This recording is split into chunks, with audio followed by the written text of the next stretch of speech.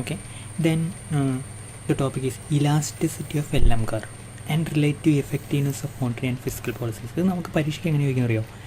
Effectiveness of fiscal and monetary policy നമ്മളോട് ചോദിക്കും. അപ്പോൾ നമുക്ക് ഈ LM കർവിൻ്റെ ഇലാസ്റ്റിസിറ്റി റേഞ്ച് വെച്ച് നമ്മൾ പറഞ്ഞാൽ മതി. അല്ലെങ്കിൽ നമുക്ക് അല്ലാതെ തന്നെ നമുക്ക് IS കർവ് ഫ്ലാറ്റ് ആണെങ്കിൽ, LM കർവ് ഫ്ലാറ്റ് ആണെങ്കിൽ, IS കർവ് സ്റ്റീപ്പാണെങ്കിൽ, LM കർവ് സ്റ്റീപ്പാണെങ്കിൽ, ഇങ്ങനെയൊക്കെ പറഞ്ഞുകൊണ്ട് നമുക്ക് പല രീതിയിൽ നമുക്ക് പ്രസൻറ്റ് ചെയ്യാൻ പറ്റും. അതിന് ഞാൻ നോട്ട് തരാം. അതും കൂടെ എടുത്ത് കഴിയുമ്പോഴത്തേക്കും നമുക്ക് അതും കൂടെ നമ്മൾ പോയി കഴിഞ്ഞാൽ ഭയങ്കര എല്ലാം പറയാം. അത് നമുക്ക് ആവശ്യമില്ല. അപ്പോൾ ഇങ്ങനെ ഒരു പ്രോബിലിറ്റിയും കൂടെ ഉണ്ട്. ഞാൻ പ്രത്യേകിച്ച് നോട്ട് തരാം. വൺസ് ഇതിൻ്റെ ബേസിക്സ് നമുക്കറിയാവുന്നതുകൊണ്ട്. സോ ഇവിടെ നമ്മൾ നോക്കുന്നത് ഈ 3 റേഞ്ചാണ്: Keynesian, classical and intermediate range where how monetary policy and fiscal policy are effective. Okay, and including the concept of crowding out effect. Okay, now the effectiveness of fiscal and monetary policies depends upon the elasticity of the LM curve and what we can say the IS curve. അതാണ് ഇപ്പം നമ്മൾ ഈ topic നമ്മൾ എത്ര എടുത്താലും തീരുകയില്ല. കാരണം അത്രമാത്രം probability ഉണ്ട് അല്ലേ. 2 എല്ലാം ഇവിടെ ഒരു IS കർവുണ്ട്, പിന്നെ ഒരു LM കർവുണ്ട്. അപ്പോൾ അതിൻ്റെ വ്യത്യസ്ത എലാസ്റ്റിസിറ്റി, LM ഇങ്ങനെയായിരിക്കുമ്പോൾ IS ഇങ്ങനെയായിരിക്കുമ്പോൾ എങ്ങനെയായിരിക്കും, LM ഇങ്ങനെയായിരിക്കുമ്പോൾ IS ഇങ്ങനെയായിരിക്കുമ്പോൾ എങ്ങനെയായിരിക്കാം, അല്ലെങ്കിൽ LM ഇങ്ങനെയായിരിക്കുമ്പം IS ഇങ്ങനെയായിരിക്കുമ്പോൾ എങ്ങനെയായിരിക്കും. അപ്പോൾ ഇവിടെ തന്നെ 6 പ്രോബിലിറ്റി വന്നു. അതിൻ്റെ കപ്പിളായിട്ടുള്ളൊരു 3 കൂടെ വരുമ്പോഴത്തേക്ക് 3 വന്നു. 3 കൂടെ 6 ആയി. അപ്പോൾ നമ്മൾ എക്സ്പ്ലെയിൻ ചെയ്തങ്ങ് നമുക്ക് മടുത്തു പോകും. അതിനേക്കാളും നല്ലത് നമ്മൾ ഈ കൃത്യമായി ഈ മെത്തേഡ് അങ്ങ് സ്വീകരിക്കുക. പല റേഞ്ചായിട്ട് ഡിവൈഡ് ചെയ്യുന്നു. അവിടെ physical polity, monetary policy effect ഭയങ്കര തിയറിയൊക്കെ അവിടെ ഉള്ള നല്ലൊരു കെയ്നീഷ്യൻ റേഞ്ചൊക്കെ, ക്ലാസിക്കൽ റേഞ്ച് എന്നൊക്കെ കുറേ തിയറിയൊക്കെ കൊടുത്ത് ഒരു തിയററ്റിക്കൽ ബേസ് അവിടെ നമുക്ക് ആ മെത്തേഡിൽ കൂടെ പോവുകയാണെങ്കിൽ ഇച്ചിരി എളുപ്പമുണ്ട്. അപ്പോൾ ഇലാസ്റ്റിസിറ്റി ചോദിക്കുകയാണെങ്കിൽ നിങ്ങൾ ഈ മെത്തേഡിൽ കൂടി പോയാൽ മതി എന്നാണ് എൻ്റെ അഭിപ്രായം. പിന്നെ ഇലാസ്റ്റിസിറ്റി ഉണ്ട്. ഇത് സ്റ്റീപ്പ്, ഫ്ലാറ്റ്, കൂടുതൽ ഇലാസ്റ്റിക്. ഇത് ഫ്ലാറ്റ്, ഇത് കൂടുതൽ സ്റ്റീപ്പ് എന്ന്. ഇത് LM കർവ് കേട്ടോ, ഇത് IS കർവ് എന്ന് ജസ്റ്റ് പറഞ്ഞേക്കണം. അപ്പോൾ അത് കൂടുതൽ ഇൻട്രസ്റ്റ് സെൻസിറ്റീവ് ആണ്, ഇങ്ങനെയുള്ള കാര്യങ്ങളൊക്കെ അങ്ങ് പറയാം. ഓക്കെ, അത് എൻ്റെ തുടക്കത്തിൽ നമുക്ക് അറിയാവുന്ന കാര്യം നമുക്ക് പ്രസൻറ്റ് ചെയ്യാവുന്നുള്ളൂ. പക്ഷേ ഇവിടെ നമ്മൾ 3 റേഞ്ച് നമ്മൾ നോക്കും. So effectiveness of fiscal and monetary policies depends upon what the elasticity of the IS and LM curve. This difference in the slope of the elasticities IS and LM curve brought debate. ഞങ്ങളുടെ വീട്ടിലെ ആട് ഭയങ്കര വെള്ളം ഉണ്ടാക്കുന്നത്, അവൻ ഇന്ന് കൈകാര്യം ചെട്ടിപ്പോരാ, പോയേക്കരുത് കേട്ടോ, 1 മിനിറ്റ്.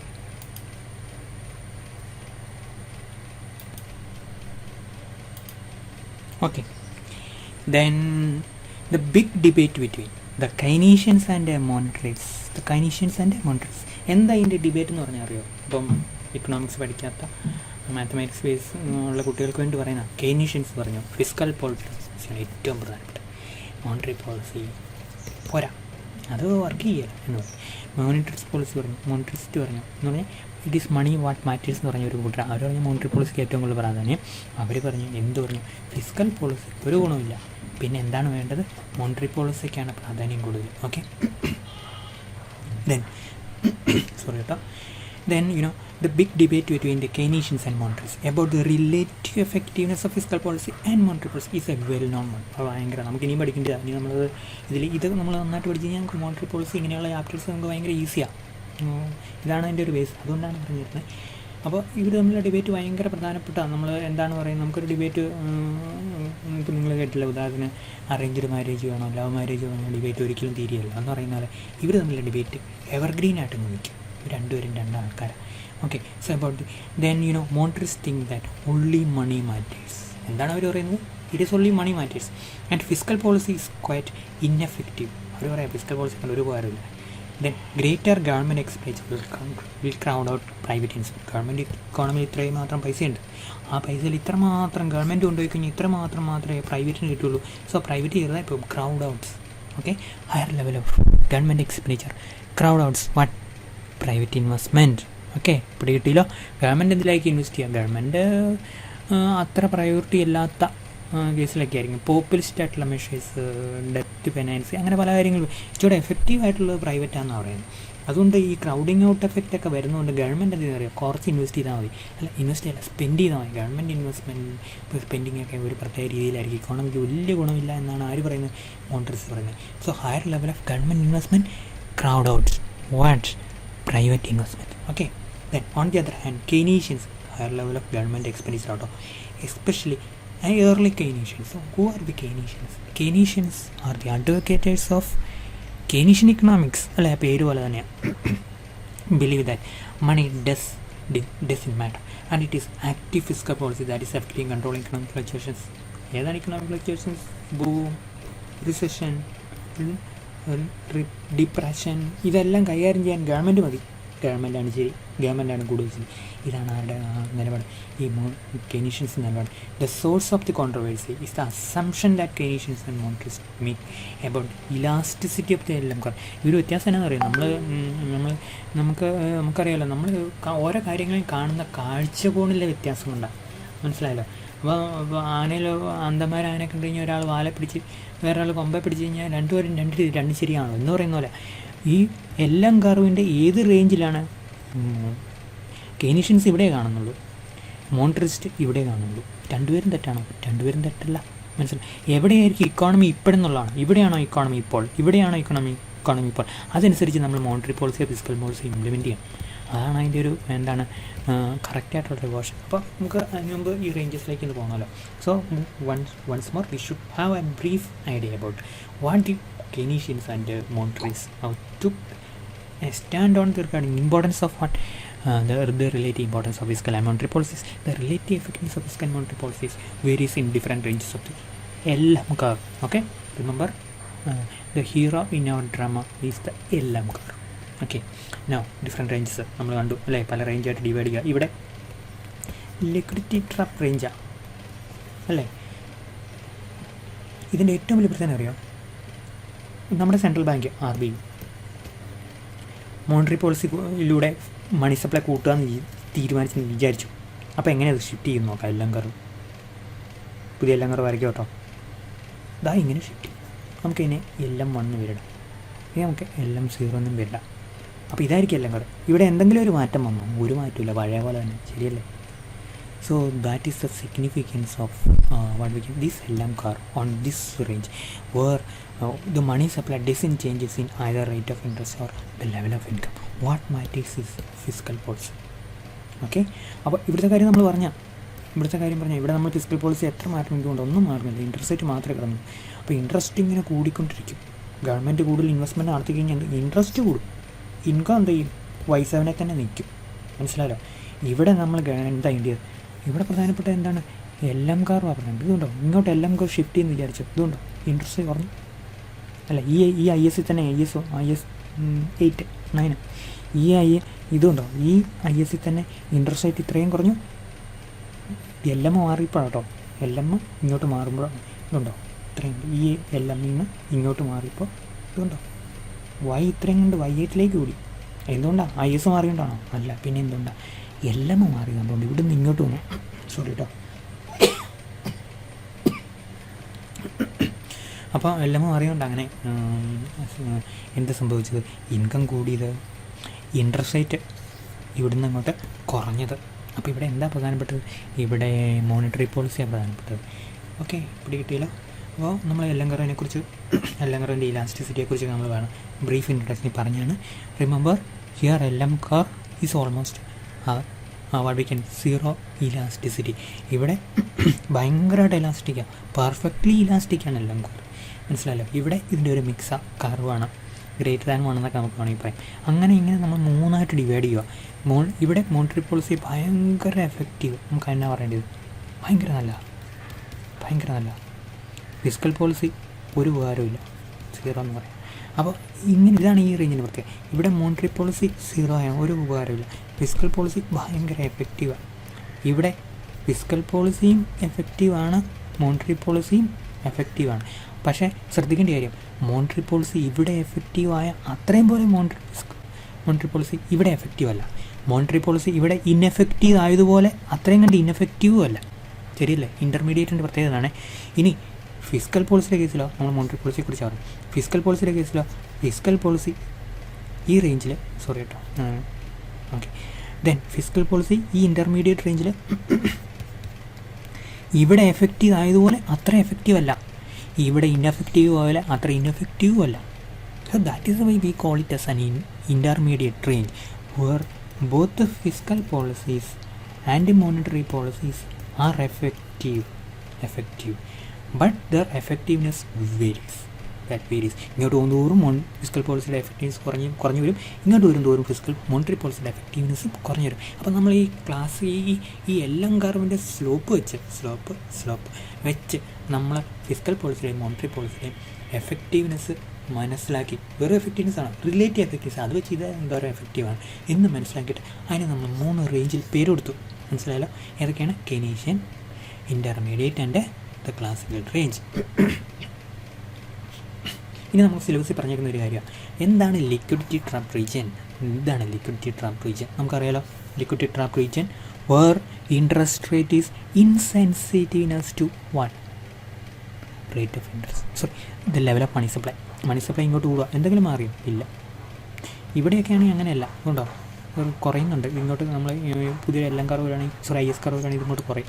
ഇവിടെ അങ്ങനെയല്ല, അതുകൊണ്ടോ ഒന്നും മാറുന്നില്ല, സെയിം 6ആണ്.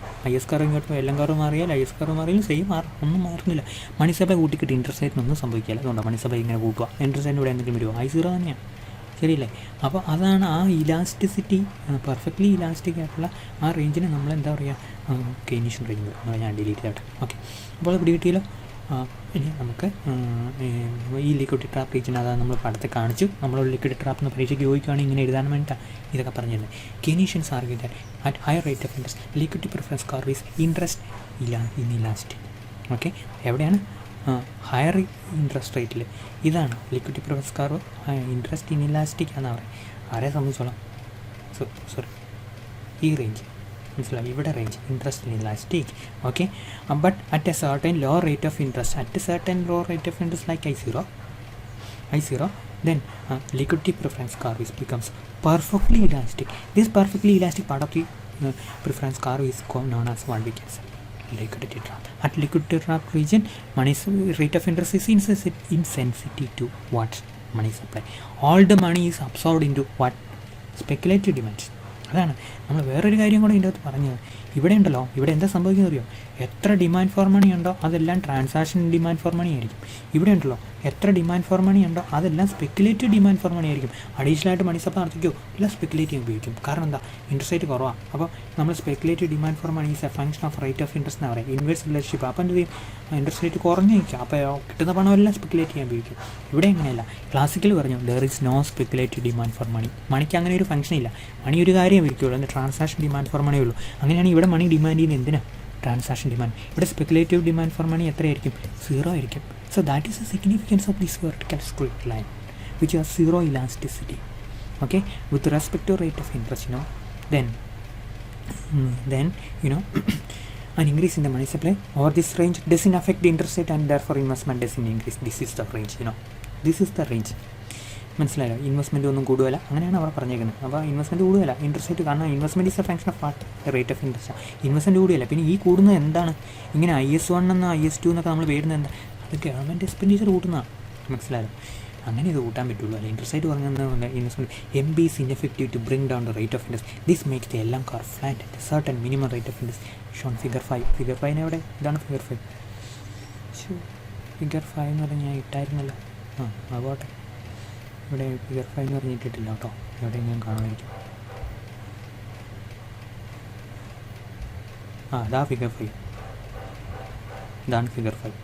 മനസ്സിലായല്ലോ? ഇത് LM കർവാണ്. LM2ലേക്ക് വന്നു, ഉണ്ടോ? LM1 LM2ലേക്ക് മാറി. ഇൻട്രസ്റ്റ് റേറ്റ് എന്തെങ്കിലും മാറ്റുമോ? ഇല്ല. അതാണ് നമ്മൾ പറയുന്നത്. ശ്രദ്ധിക്കേണ്ട കേസാണ് ഇൻട്രസ്റ്റ് റേറ്റ്. ഈ I0 റേഞ്ചിൽ ഇൻട്രസ്റ്റ് റേറ്റ് ഒരു കാരണവശാലും മാറുകയില്ല. Okay, okay, sorry. Then the range I0 to K is the LM car. In the LM car is horizontal due to the liquidity trap in the liquidity preference car and therefore represents what is called the Keynesian range or the liquidity trap region. Then it is also called the liquidity trap region. Here most of the money demand is speculative demand for the rate of interest low. Increase money supply doesn't cause reduction in the rate of interest. In this Keynesian range, monetary policy fails to bring changes in the rate of interest. On the other hand, fiscal policy is very effective.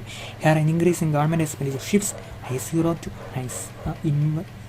IS car from I0 to I1. മനസ്സിലാവും? അപ്പം delta Y കണ്ട് എന്ത് കൂടും?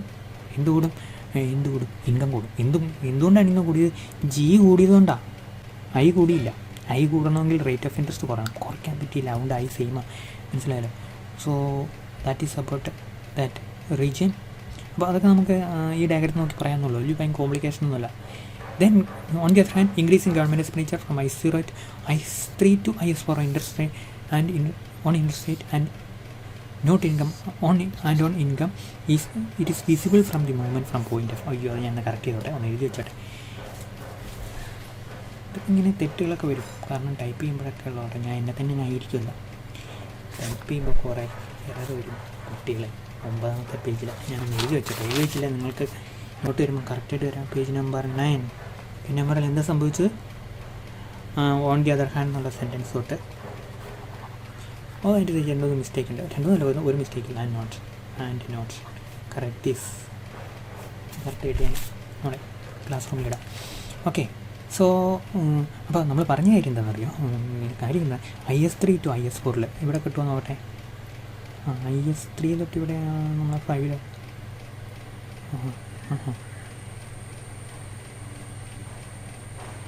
Not master whistle F2H ഇവിടെയെങ്കിലും ഉണ്ട്. F2H വാടാ, അയ്യോ പറ്റിപ്പോയെന്ന് പറയാം. I0 കൊടുത്താൽ പറ്റി, പോട്ടെ, നമുക്ക് അതും കറക്റ്റ് ചെയ്യണം. ശ്രദ്ധിക്കേണ്ട ഒരു കാര്യം എന്നാണെന്നറിയോ? ഒരു സെക്കൻഡ് ഡിലീറ്റ് ചെയ്തു. ഒരു സെക്കൻഡ്, നമ്മൾ ഉദ്ദേശിച്ചതെന്നറിയോ? ഇവിടെ IS2 IS3ലേക്ക് ഷിഫ്റ്റ് ചെയ്യുമ്പം F-ന്ന് H-ലേക്ക് പോയി ഇൻകം ഒന്നും മാറിയില്ല എന്നാണ് നമ്മൾ പറയുന്നത്. മനസ്സിലായല്ലോ? എന്താ ഇൻകം അതുപോലെ തന്നെ Y4-ൽ തന്നെ നിൽക്കുമെന്ന്. അപ്പോൾ ഇവിടെ എന്താ, fiscal policy is not effective. അതേസമയം ഇതാ മണി സപ്ലൈ കൂട്ടി, അപ്പോൾ എന്താ സംഭവിച്ചെന്നറിയോ? ഇത് റേറ്റ് ഓഫ് ഇൻട്രസ്റ്റ് ഇത്രയും കുറഞ്ഞു. ഈ IS-ലാണ് എങ്കിൽ ഈ വകുപ്പ് പറയാം കേട്ടോ. ഓക്കെ, അപ്പോൾ റേറ്റ് ഓഫ് ഇൻട്രസ്റ്റ് എന്താ ഇത്രയും കണ്ട് കുറഞ്ഞു. അപ്പോൾ എന്ത് ഇൻകം ഇത്രയും കണ്ട് കൂടി. അപ്പോൾ ഇൻകം കൂടി എന്തുകൊണ്ടാണ്? എല്ലാം കാർ ഷിഫ്റ്റ് ചെയ്തുകൊണ്ടാണ്. അപ്പോൾ monetary policies effective in this range. In this range, fiscal policy is ineffective. In this range, monetary policy is effective. In this range, fiscal monetary policy is effective. In this range, monetary policy is not effective. Okay, so that is about the relative effectiveness of fiscal policy on the Keynesian range as well as in the what we can say on the monetary on the monetarist range or the classical range, and the intermediate region നിങ്ങൾക്ക് മനസ്സിലായല്ലോ. Then comes the second range where how fiscal policy is effective. In the classical range, monetary policy is very effective to increase the money supply, bringing down the rate of interest. Okay, ഒരു കാര്യം ശ്രദ്ധിക്കണേ, ഒരു കാര്യം. Okay, liquid trap പറഞ്ഞു നമ്മൾ. Here money is primarily demand for transaction purpose നമ്മൾ പറഞ്ഞാൽ ശരിയല്ലേ? In the classical range, the LM curve has a vertical straight. According to this classical assumption, LM curve has a vertical straight on LM curve figure 6 from the point F onwards. Okay, ഓരോ ഡയഗ്രത്തിനും ഓരോ F onwards ആട്ടോ. ഇതാണ് classical range. Okay, പ്രീതിയില്ല ഇവിടം വരെ. Okay, then this vertical portion LM curve is therefore called the classical range. An increase in money supply represented by shift in the LM curve LM2. Okay, നമുക്ക് കൂടുതൽ explain ചെയ്യേണ്ട കാര്യമില്ല. ഇനി എന്തെങ്കിലും വേറെ എന്തെങ്കിലും ഇതൊക്കെയാണല്ലോ ശരിക്കും കാണിക്കുന്നത് 3 റേഞ്ചസുമാണ്. Okay, ineffective fiscal policy in the classical റേഞ്ചാണ് ഇത്. ഓക്കെ, അറിയാലോ, ഫിസ്ക്കൽ പോളിസി ക്ലാസിക്കൽ റേഞ്ചിൽ ഇൻഎഫക്റ്റീവ് ആണ്. Then comes intermediate range. നമുക്കറിയാം ഏകദേശം എങ്ങനെയാണ് intermediate range. Intermediate range is that portion of the LM curve where there is a curvature shape indicated by the upward sloping portion from left to right. എന്താണ്? ഇതാണ് intermediate range. അതിനെന്തുണ്ട്? ഒരു curvature shape. ഇവിടെ കൂടുതൽ fiscal policy effective, ഇങ്ങോട്ട് പോകുമ്പോൾ fiscal policy effective. ഇവിടെ കൂടുതൽ monetary policy effective, ഇങ്ങോട്ട് വരുന്ന ഒരു മോണിറ്ററി പോളിസി ഇൻഎഫക്റ്റീവ്. ഓക്കെ, അതൊക്കെ ഡയഗ്രാം വെച്ച് നിങ്ങൾ ആലോചിച്ച് വന്നേ. അപ്പോൾ ഇൻട്രസ്റ്റ് റേറ്റ് എങ്ങനെയായിരിക്കും? 0യേക്കാളും കൂടുതലും പെർഫെക്റ്റ്ലി ഇലാസ്റ്റിക്കാളും കുറവായിരിക്കും. അങ്ങനെയാണല്ലോ. മറ്റേത് ഇവിടെ എന്തായിരിക്കും? ഇവിടെ 0യും ഇവിടെ ഇൻഫിനിറ്റി ആയിരിക്കും elasticity. Okay, intermediate K to point H.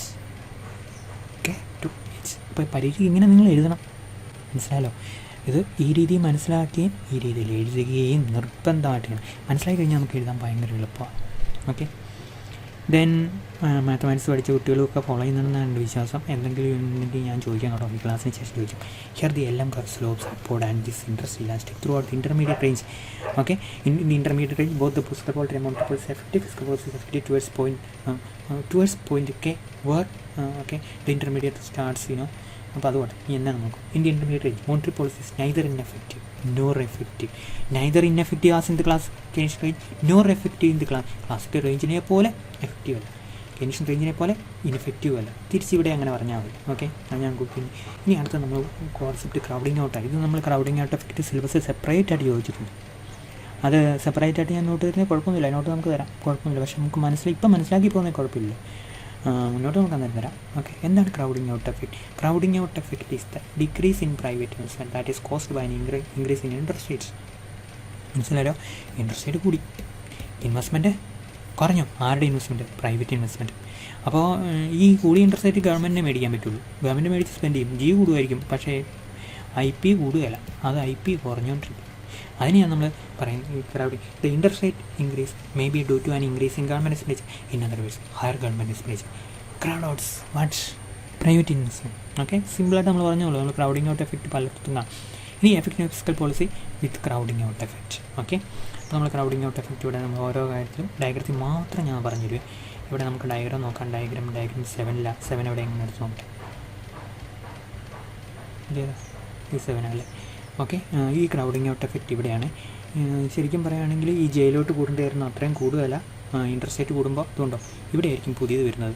Okay, അപ്പോൾ ഇത്രയും മാത്രം കണ്ട് ഇൻകം കൂടും, ഇത്രയും മാത്രം ഇൻകം കൂടിയാൽ ഇത്രയും ഇൻകം കൂടാത്തതിന് കാരണം ഡെൽറ്റായി കുറഞ്ഞു പോയതുകൊണ്ട് അതാണ് ക്രൗഡിങ് ഔട്ട് എഫക്റ്റ്. ഇങ്ങനെ ഫിസ്ക്കൽ പോളിസിക്ക് ഇങ്ങനെ ഒരു എഫക്റ്റ് ഉണ്ടെന്ന് നിങ്ങൾ എവിടെ എഴുതണം? ക്രൗഡിങ് ഔട്ട് എഫക്റ്റ് ചോദിക്കുമ്പോൾ സെപ്പറേറ്റ് ആയിട്ട് ആഡ് ചെയ്ത് എഴുതേണ്ടി വരും കേട്ടോ. നമ്മൾ പല ഇടത്തും ക്രൗഡിങ് ഔട്ട് എഫക്റ്റ് മുമ്പ് നമ്മൾ കണ്ടതാണ്. ഇച്ചിരി ക്ലിയർ ആയിട്ട് ഈ ഡയഗ്രത്തിലല്ലാതെ ഇച്ചിരി ക്ലിയർ ആയിട്ട് നമ്മൾ കണ്ടതാണ്. എവിടെ നമ്മൾ ആദ്യത്തെ ഡയഗ്രത്തിൽ നമ്മൾ കണ്ട അത് ഞാൻ ജസ്റ്റ് ഒന്ന് എടുത്തോട്ടെ നിങ്ങളുടെ ഓർമ്മയ്ക്ക് വേണ്ടിയിട്ട്, ഒന്നുകൂടെ ഓർപ്പിക്കാൻ വേണ്ടി പറയുന്നു കേട്ടോ. സോ ഇവിടെ കുഴപ്പമില്ല, എല്ലാം കറുവാണല്ലോ. ഫിസ്ക്കൽ പോളിസി കവർ ചെയ്ത ഏരിയയിൽ നമ്മൾ ക്രൗഡിങ് ഔട്ട് എഫക്റ്റ് രാവിലെ കണ്ടോ? രാവിലെ കുറച്ച് മുമ്പ് കണ്ടോ? ഇതാണ് ക്രൗഡിങ് ഔട്ട് എഫക്റ്റ്. ഇതാണ് ക്രൗഡിങ് ഔട്ട് എഫക്റ്റ്, മനസ്സിലായോ? അല്ലെങ്കിൽ ഇതാണ് ക്രൗഡിങ് ഔട്ട് എഫക്റ്റ്. ഇത് crowding out effect out of what we can say government expenditure. ഇത് crowding out effect out of what? Decrease taxation. അപ്പോൾ ഡിക്രീസ് ടാക്സേഷൻ എങ്ങനെ ക്രൗഡിങ് ഔട്ട് എഫക്റ്റ് നമ്മൾ പിന്നീട് കാണും. ഓക്കെ, സോ കണ്ടല്ലോ, മനസ്സിലായാലും ആ പടം തന്നെ റീപ്ലേസ് ചെയ്യാം. ഫിഗർ നമ്പർ 7 ഇന്ത്യയിലും ഞാൻ ഡിലീറ്റ് ചെയ്തോട്ടെ.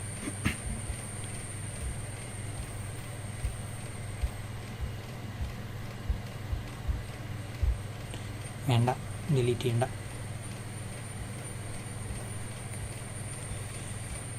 Okay, so we were discussing about what? Crowding out effect. അതിൻ്റെ ക്ലാസിക്കൽ റേഞ്ച് ഒക്കെ നമ്മൾ കഴിഞ്ഞു. ക്രൗഡിങ് ഔട്ട് എഫക്റ്റ് എവിടെ നമ്മൾ പറഞ്ഞിരുന്നത്? ഇതാണ്. Okay, so effectiveness of fiscal policy with crowding out effect നമ്മൾ ആ ഡയഗ്രത്തിൽ വെച്ച് നിങ്ങൾ ഓർക്കണം. നമ്മൾ ഇങ്ങനെ ഡെൽറ്റ ജി കൊണ്ട് മൾട്ടിപ്ലയർ കൊണ്ട് കൂടും. Okay, intermediate range. ഓക്കെ, ഇവിടെയും ക്രൗഡിങ് ഔട്ട് എഫക്റ്റ് ഉണ്ട്. Okay, now suppose initially government is below at point D in the intermediate region class figure 7. If the government increases its private expenditure equivalent to earlier on and finances its borrowing from the public, IS curve shift to IS2 to IS3.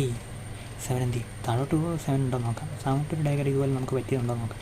ഇല്ലല്ലേ, നമുക്ക് 7ലേക്ക് തന്നെ പോകാം. അപ്പോൾ ആ 7 ഞാൻ crowding out effect കാണിച്ചു തരാം. ഇതല്ലേ 7? ഓക്കെ, അപ്പോൾ ഈ ഇൻ്റർമീഡിയറ്റ് റേഞ്ചിൽ ഗവൺമെൻറ് IS2ന്ന് IS3യിലേക്ക് ഗവൺമെൻറ് എക്സ്പെൻഡിച്ചർ നടത്തുക. പക്ഷേ ഇതുണ്ടോ, ഇവിടെയാണ് ഇൻട്രസ്റ്റ് റേറ്റ് കൂടിപ്പോയി. ഈ ഇൻട്രസ്റ്റ് റേറ്റ് ആയിരിക്കും കുഴപ്പമില്ല, ഇൻട്രസ്റ്റ് റേറ്റ് കൂടിപ്പോയി. നമ്മൾ R2, 1, R2, R3 ഒക്കെ കൊടുക്കാമായിരുന്നു. അപ്പോൾ ഇത്രയും കണ്ട് മാത്രമേ ഇൻകം കൂടിയുള്ളൂ. ഇത്രയും കണ്ട് ഇൻകം കൂടേണ്ടതായിരുന്നു. ഇത്രയും കണ്ട് അതാണ് crowding out effect intermediate range. Okay, കിട്ടിയില്ലോ, no problem. Then some crowding out effect, especially fiscal policy, will occur even if it is in the form of reduction taxation. Okay, അപ്പോൾ നമുക്ക് എങ്ങനെയാണ് ഈ ടാക്സേഷൻ ടാക്സ് കഴിയുമ്പോൾ എങ്ങനെ crowding out? ഗവൺമെൻറ്റിൻ്റെ expenditure കൂട്ടുമ്പോഴത്തേക്കും crowding out effect interest കൂടി പിന്നെ ആയി കുറയാമെന്ന് നമുക്ക് പറഞ്ഞ് മനസ്സിലായി. അപ്പോൾ ഇവിടെ എങ്ങനെയാണ് ടാക്സ് കഴിയുമ്പോൾ cut in taxes income tax races the disposable income of the people. ആളുകളുടെ ടാക്സ് കുറച്ച്, ആളുകളുടെ ഇൻകം കൂടി, മനസ്സിലായല്ലോ. അപ്പോൾ ആളുകൾ എന്ത് ചെയ്യും? ട്രാൻസാക്ഷൻ ഡിമാൻഡ് കൂട്ടും. ഇൻകം കൂടുമ്പോൾ നമ്മുടെ ട്രാൻസാക്ഷൻ, അപ്പോൾ എന്ത് ചെയ്യും? മണിയുടെ ഡിമാൻഡാണ് കൂടിയത്, അപ്പോൾ എന്ത് ചെയ്യും? റേറ്റ് ഓഫ് ഇൻട്രസ്റ്റ് ആയി, അപ്പോൾ എന്ത് ചെയ്യും? ഇൻവെസ്റ്റ്മെൻറ്റ് ആയി. ഈ രീതിയിൽ ടാക്സ് കട്ട് ചെയ്താലും ഒന്നുണ്ട്, ക്രൗഡിങ് ഔട്ട് എഫക്റ്റ് ഉണ്ടെന്നാണ് പറഞ്ഞത്. ടാക്സ് കട്ട് ചെയ്താലും ക്രൗഡിങ് ഔട്ട് എഫക്റ്റ് ഉണ്ട്. അതാണ് ഇവിടെ എക്സ്പാൻഷണറി ഫിസ്ക്കൽ പോളിസി ടാക്സ് കട്ട് ചെയ്യുമ്പോൾ ക്രൗഡിങ് ഔട്ട് എഫക്റ്റ് എന്ന് പറയണം. അപ്പം നമ്മൾ എന്താണ് ഗവൺമെൻറ് എക്സ്പെൻഡിച്ചർ വരുമ്പോഴത്തേക്കും ക്രൗഡിങ് ഔട്ട് എഫക്റ്റ് ആണെന്ന് നമ്മൾ ഡയഗ്രത്തിൽ കണ്ടു.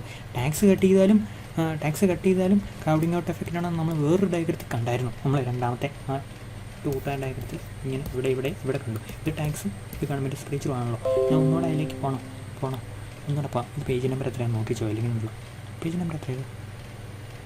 13 അല്ലേ? 13ലേക്ക് തിരിച്ചു വരുവാണേ. അങ്ങോട്ട് നമുക്ക് പെട്ടെന്ന് ഓടിപ്പോയി വെച്ചു. ഈ ക്രൗഡിങ് ഔട്ട് എഫക്റ്റ് നിങ്ങൾ പരീക്ഷയ്ക്ക് നമുക്ക് സെപ്പറേറ്റ് സിലബസിൽ കൊടുത്തേക്കുന്നതുകൊണ്ട് നിങ്ങൾ 2-3 ഡയഗ്രത്തിൽ പറയേണ്ടി വരും. അതുകൊണ്ട് ഞാൻ അതിലേക്ക് ഒന്നുകൂടെ പോവുകയാണ്. നമ്മൾ സമയത്തിലെ പോകുന്നുണ്ട്, സാരമില്ല, സമയം നമുക്കുണ്ടല്ലോ, വീട്ടിൽ തന്നെ ഇരിക്കുമല്ലോ. ബസ്സൊന്നും കയറണ്ട. ഇതല്ലേ ഇതാണ് crowding out effect in times of government expenditure. ഇതാണ് crowding out effect in times of what? Reduced taxes. ഇവിടെ കിട്ടിയില്ലോ. അപ്പം ക്രൗഡിങ് ഔട്ട് എഫക്റ്റ് ചോദിച്ചു കഴിഞ്ഞാൽ ഇത് രണ്ടും നമ്മൾ വരച്ച് എക്സ്പ്ലെയിൻ ചെയ്യണം.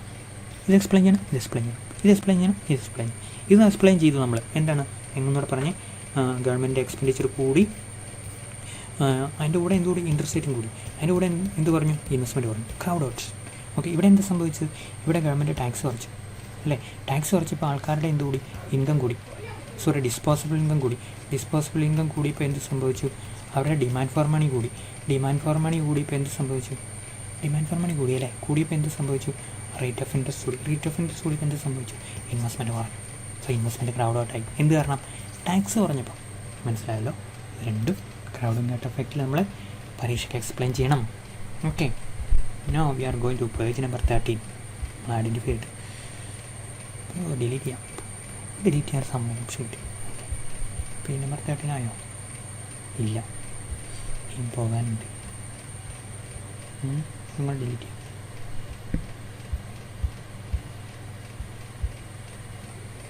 ഇങ്ങോട്ട് മാറ്റി നോക്കാം. 15 ആയി. അപ്പോൾ അങ്ങനെ കാര്യങ്ങൾ നമ്മൾ കണ്ടല്ലോ. ഇതിൻ്റെ ഇൻ്റർമീഡിയറ്റ് റേഞ്ചിൽ എന്താ സംഭവിക്കുന്നത് നമ്മൾ കണ്ടു. ക്ലാസിക്കൽ റേഞ്ച് നോക്കാം. ക്ലാസിക്കൽ റേഞ്ച്, ഇൻ്റർമീഡിയറ്റ് റേഞ്ച് കണ്ടു. ഇവിടെ സംഭവിക്കുന്നത് ഫുൾ ക്രൗഡിങ് ഔട്ട് എഫക്റ്റാണ്. ഒരു സെക്കൻഡ് ഇപ്പോൾ വരാം കേട്ടോ. പോയേക്കരുതേ. സിയും ഓഡിയോ. ഓക്കെ, സോ ഞാൻ തിരിച്ചു വന്നു കേട്ടോ. അപ്പം നമ്മളിങ്ങനെ ക്ലാസിക്കൽ റേഞ്ചിനെ കുറിച്ച് പഠിക്കുകയാണല്ലോ. അവിടെ നമ്മൾ പറഞ്ഞായിരുന്നു fiscal policy, ineffective monetary policy fully effective ആണെന്ന് നമ്മൾ പറഞ്ഞു. Okay, no consider the effect of expansionary fiscal policy in the classical range. Okay, classical റേഞ്ചിൽ എങ്ങനെയായിരിക്കും എക്സ്പാൻഷണറി ഫിസ്ക്കൽ പോളിസി വർക്കൗട്ട് ചെയ്യുക എന്നുള്ളതാണ്. ഈ vertical straight line. Okay, this is the vertical straight line, vertical line. Okay, will reveal that an increase in government expenditure in the classical range will be LM curve equivalent to the earlier cost in the shift in the IS curve to IS4, IS from IS2 to IS4. ഒരു second അവനെ എടുത്തോട്ടെ. IS അവിടെ 7ലേക്ക് പോകാം. 7ലേക്കാണ്. ഒരു second delete ചെയ്തോട്ടെ. ഇതാണ് delete ചെയ്ത് കഴിഞ്ഞാൽ കണ്ടോ, IS4 IS5ലേക്ക് പോകുമ്പോൾ ഇൻഎഫക്റ്റീവ് ആണ് നമ്മൾ ഡിസ്കസ് ചെയ്തു. ഓക്കെ, അവിടെ ഫിസ്ക്കൽ പോളിസി ഇൻഎഫക്റ്റീവ് ആണ് ക്ലാസിക്കൽ റേഞ്ചിൽ എന്ന് നിങ്ങൾ പറയണം. ഫിസ്ക്കൽ പോളിസിയുടെ എഫക്റ്റീവ്നെസ്സിനെ കുറിച്ച് നമ്മൾ ഡിസ്ക്രൈബ് ചെയ്യുമ്പോൾ ഫിസ്ക്കൽ പോളിസി ഇൻഎഫക്റ്റീവ് ആണ് നമ്മളവിടെ പറയണം. അതാണ് നമ്മുടെ ഉദ്ദേശിച്ചത്, വേറെ ഒന്നുമില്ല. പിന്നെ ഒരു കാര്യം കൂടെ അതിൻ്റെ കൂടെ ആഡ് ചെയ്തോട്ടെ. എന്ത് സംഭവിക്കുന്നറിയോ? ഇതിവിടെ എന്ത് സംഭവിക്കുന്നറിയോ? ഇവിടെ സംഭവിക്കും നമുക്കറിയാമല്ലോ. ഈ I4 I5ലേക്ക് നമ്മൾ ഗവൺമെൻറ് എക്സ്പെൻഡിച്ചർ കൂട്ടി. ഗവൺമെൻറ് എക്സ്പെൻഡിച്ചർ കൂട്ടിയപ്പോൾ എന്നാ എന്നറിയോ? ഇൻട്രസ്റ്റ് റേറ്റ് കൂടി. ഇൻട്രസ്റ്റ് റേറ്റ് കൂടുമ്പോൾ എന്ത് സംഭവിക്കും? ഐ കുറയും.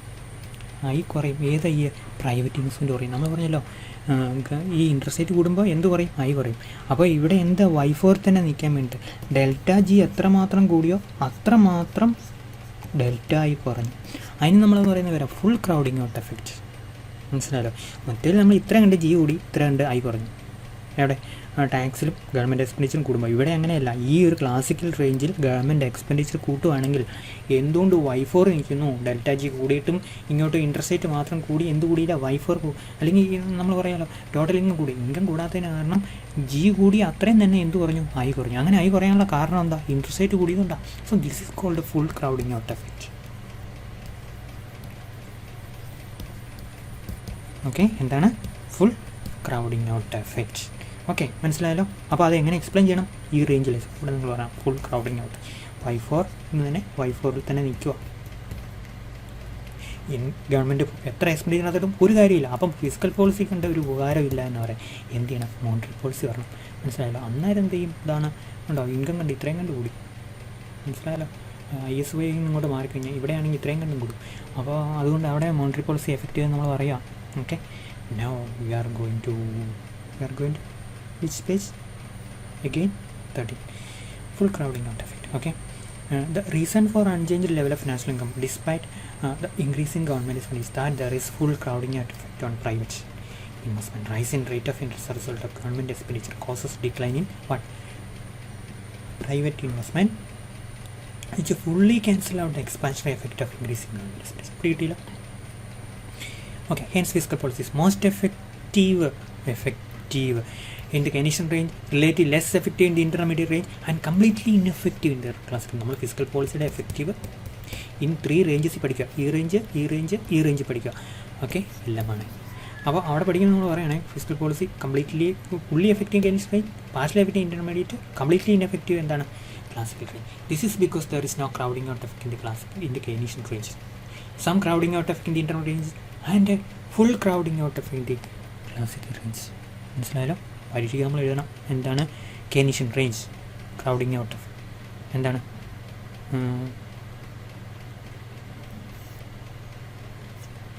less effective.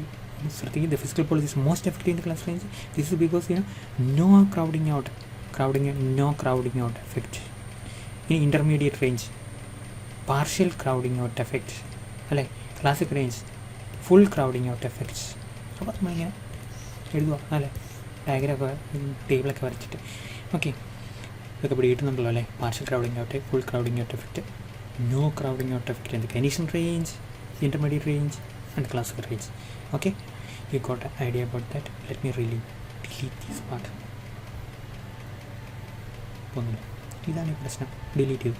ഇനി നമ്മൾ പഠിക്കുന്നത് എഫക്റ്റീവ്നെസ് ഓഫ് മോണിറ്ററി പോളിസി. നമ്മൾ ഇതുവരെ പഠിച്ചത് എന്തായിരുന്നു?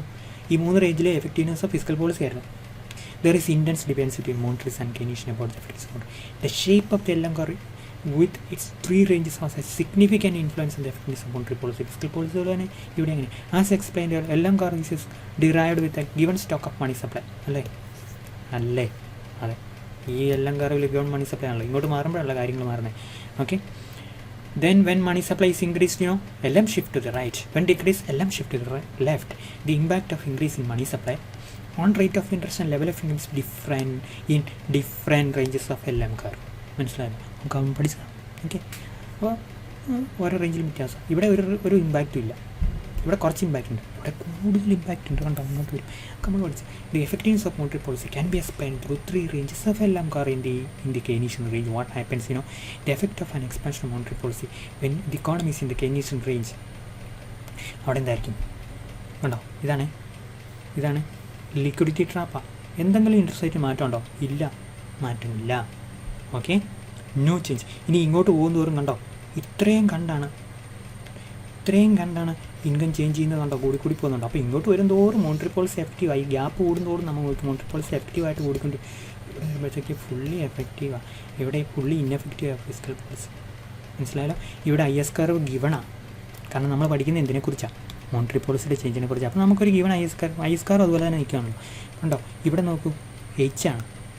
Y4 ഈ പോയിന്റിലും, ഇവിടെ ഫിസിക്കൽ പോളിസി ഇവിടെ ആണെങ്കിൽ ഒരു നമ്മൾ I3 I2 1 എടുക്കുക. ഇവിടെ ഫിസിക്കൽ പോളിസി IS ആണ്. ഇവിടെ ഷിഫ്റ്റ് ഒന്നും മാറ്റമില്ല. പക്ഷേ നമ്മൾ നോക്കുക, ഇത് ഡിലീറ്റ് ചെയ്യാണ്. മണി സപ്ലൈ എല്ലാം 1 നിന്ന് എല്ലാം 2 ഷിഫ്റ്റ് ചെയ്തു. ഇതാണ് ഷിഫ്റ്റ്. ഓക്കെ, അതിൻ്റെ ഫലമായിട്ട് ഈ IS കർവിൽ എന്ത് മാറ്റും? H ഇക്ലൂറിൻ Tയിലേക്ക് മാറി. Tയിൽ 6 കുറഞ്ഞു, Tയിൽ Y കൂടി.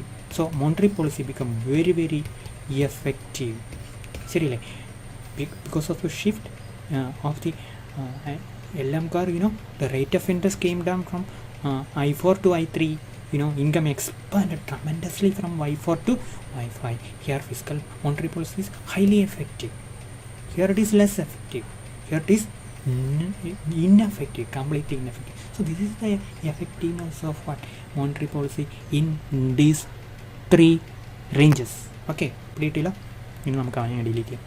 അപ്പോൾ നമ്മൾ വൃത്തിയായിട്ട് പടം നിങ്ങൾ കണ്ടല്ലോ. അപ്പോൾ ഇവിടെ വരയ്ക്കേണ്ട 3 IS കർവ് മാത്രം വരച്ചാൽ 2 LM കർവും. Okay, so that is about the effectiveness of monetary policy. നമ്മൾ പറഞ്ഞതുകൊണ്ട് ഞാൻ അങ്ങോട്ട് റിപ്പീറ്റ് ചെയ്യുന്നില്ല. ക്ലാസിക് റേഞ്ചൊക്കെ നിങ്ങളങ്ങ് എഴുതി അങ്ങോട്ട് തട്ടിക്കൊടുത്താൽ we the see that classic range monetary policy is fully effective in raising but national income.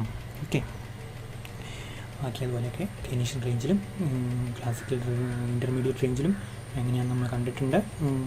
Intermediate റേഞ്ചിൽ എന്ത് ചെയ്യും? Partially effective. മനസ്സിലായി? നേരത്തെ കണ്ടതാണ്. പിന്നെ നമ്മൾ എക്സ്പ്ലെയിൻ ചെയ്യേണ്ടതായില്ല ഒരു പ്രാവശ്യം. ഇവിടെ money doesn't matter. Okay, the whole increase in money supply is kept in idle stock balances perfectly elastic demand. എല്ലാം എത്ര മണി സപ്ലൈ കൊണ്ടു കഴിഞ്ഞാൽ ഇൻട്രസ്റ്റ് റേറ്റ് കുറഞ്ഞില്ല, പകരം എന്ത് സംഭവിക്കുമെന്ന് അറിയുമോ? ചോദിച്ചു കഴിഞ്ഞാൽ ഇത് ഉള്ളതെല്ലാം സ്പെക്കുലേറ്റീവ് ഡിമാൻഡ് ഫോർ മണി ആയിട്ട് ഒരു സെക്കൻഡ് ഞാനൊരു ഫോൺ അറ്റൻഡ് ചെയ്തോട്ടെ. Very very sorry. Okay, sorry കേട്ടോ, അത്യാവശ്യമുള്ളൊരു ഫോണായിരുന്നു, അതുകൊണ്ടാണ്. ഓക്കെ, നമ്മളെന്താ പഠിച്ചുകൊണ്ടിരുന്നത്? ഇതാണ്. Here the economy is being operating in the Keynes range. The whole increase in money supplies kept in ഡാഡിൽ. എന്താണ് സ്പെക്കുലേറ്റീവ് ഡിമാൻഡ് ഫോർ മണി? അത് നമ്മൾ പറയണം, ഓർത്തെങ്കിലും ഇരിക്കണം. നമ്മൾ നെറ്റ് എക്സാമിന് നമ്മൾ ചോദിക്കും, in the Keynesian range you know the additional money supply increased is not is used in the form of transaction demand for money but in the speculative demand for money. Okay, അപ്പോൾ അങ്ങനെയുള്ള കാര്യങ്ങൾ detail അത് നമുക്ക് അവിടെ ഒരു ഇച്ചിരി additional point എന്ന് പറയാൻ മാത്രം അത് മാത്രമേ അവിടെ ഉള്ളൂ. അതുകൊണ്ടാണ് ബാക്കിയൊക്കെ ഡയഗ്രത്തിൻ്റെ എക്സ്പ്ലനേഷനാണ്. ഓക്കെ, കെനീഷ്യൻസ് പറഞ്ഞു മണി ഡസൻ മാറ്റർ, ക്ലാസിക്കൽസ് പറഞ്ഞു ഇൻ്റർമീഡിയറ്റ്സ് മോണിറ്റേഴ്സ് പറഞ്ഞു it's only money which matters. അതാണ് ഇവർ തമ്മിലുള്ള ഡിഫറൻസ്. അപ്പോൾ ഈ കൊട്ടേഷൻ നമ്മൾ എഴുതണം. Okay, money doesn't matter. Mathematics പഠിക്കുന്ന കുട്ടികളെ സംബന്ധിച്ച് ഞാൻ പ്രത്യേകം ഫോക്കസ് ചെയ്ത് പറയുന്നു കേട്ടോ. ഇതൊന്നും നിങ്ങൾ കേട്ട് കാണില്ലായിരിക്കും. അപ്പോൾ ഇത് മണിക്കൊരു ഉപയോഗമില്ല, മോണിറ്ററി പോളിസിക്ക് ഉപയോഗമില്ലെന്നാണ് ഇവർ പറയുന്നത്. ആര്? കെനീഷ്യൻസ്. ഡയഗ്രം നമ്മൾ കണ്ടതാണ്. ഇൻ്റർമീഡിയറ്റ് റേഞ്ചിൻ്റെ നമ്മൾ എക്സ്പ്ലെയിൻ ചെയ്താണ്, ക്ലാസിക്കൽ റേഞ്ച് നമ്മൾ എക്സ്പ്ലെയിൻ ചെയ്താണ്. Now we are coming to the conclusion. From the analysis it is visible that monetary policy is completely ineffective in the Keynesian range. As a whole, increase in the money supply is kept in inactive idle money. In the intermediate range, monetary policy is relatively effective due to decline in rate of interest, and consequently there is some increase in investment and rate. But monetary policy is fully effective in the classical range as it results large interest rate and consequently substantial increase in investment and national income. So these are the three ranges. These are the implications of monetary policy and fiscal policy on these three ranges of what? The LM curve. Okay, so LM curve and elasticity, Keynesian intermediate and classical range. Okay, money supply expansion അതിൻ്റെ role, അതുപോലെ government expenditure അല്ലെങ്കിൽ physical പോളിസിയുടെ expansion amount physical policy അതിൻ്റെ implications, ഇതെല്ലാം നമ്മൾ ഡയഗ്രത്തിൻ്റെ ആംഗിളിൽ ഓർത്തിരിക്കണം. നമ്മൾ അതിൻ്റെ ഒരു ലിറ്ററൽ സെൻസിൽ ഓർത്തിരിക്കണം. പിന്നെ ഡയഗ്രത്തിൽ കൂടെയും നമ്മൾ ഓർത്തിരിക്കണം. നമുക്ക് എക്സ്പ്ലെയിൻ ചെയ്യേണ്ട ഡയഗ്രത്തിൽ കൂടെയാണല്ലോ. അപ്പോൾ ശരി, ഞാൻ ഇത്രയും കൊണ്ട് നിർത്തുകയാണെങ്കിൽ നമുക്ക് ഞാൻ ക്ലോസ് ചെയ്യാം.